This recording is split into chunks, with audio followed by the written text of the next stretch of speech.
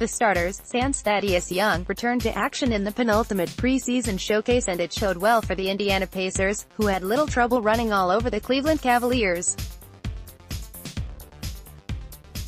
The Pacers jumped ahead for good early in the first quarter, leading by as many as 24 in the third quarter. Transition baskets helped the Pacers find a groove, outscoring the Cavaliers 16-3 in fast break points.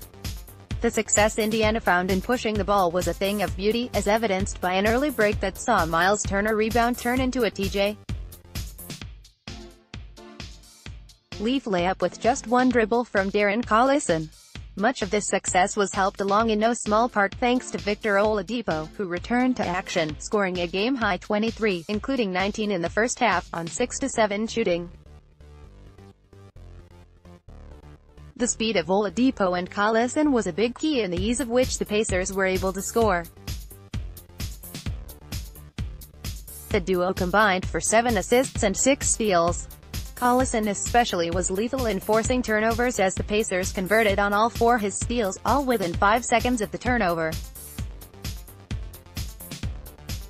Despite being the preseason, the Pacers looked comfortable. Leaf, who had his best game of the preseason, said as much afterwards.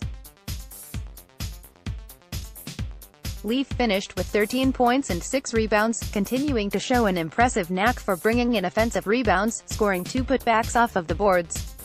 Edmund Sumner continued his impressive preseason, finishing with 14 points in 18 minutes. Not only was he a threat scoring the basketball, including a 2-2 night from three-point range, but he made plays elsewhere, finishing with 3 steals and 3 assists. That even included a beautiful save to Domantas Sabonis under the basket in the first half. The mid-range game betrayed Indiana's bigs throughout the night, but Sabonis made the most of his play around the basket, finishing with another double-double of 16 points and 12 rebounds.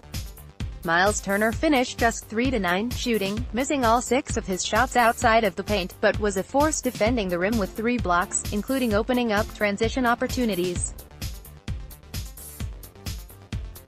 Tyreke Evans was much more in tune with the game tonight, not only in his passing, finishing with 6 assists, but scored 14, hitting a pair of threes. He did this while committing just a single turnover, coming on an offensive foul rather than an errant pass. Late in the game, Sabonis and Evans picked apart the Cavs on the pick and roll, quelling any hopes of Cleveland being able to top off their comeback. That comeback was made possible, however, in large part thanks to John Holland burning Doug McDermott time and time again in the fourth. McDermott overall had his best game of the preseason, but it's easy to see where he could be a defensive liability if the coaching staff isn't quick with adjustments. And sure, it's the preseason, but the league's 19th most watchable team was a blast to watch tonight. While there are still real question marks with how this roster will compete with top-tier wings and where the Pacers will be on nights like this when someone like Bojan Bogdanovic goes missing, it's easy to be optimistic based on these games because they're still finding success in the things that made them so good last year, right down to Oladipo taking nothing for granted. One thing these games is doing, however, is whetting the appetite for the regular season to start. That's still a week and 48 minutes away as the Pacers wrap up exhibition play on Wednesday against the Chicago Bulls.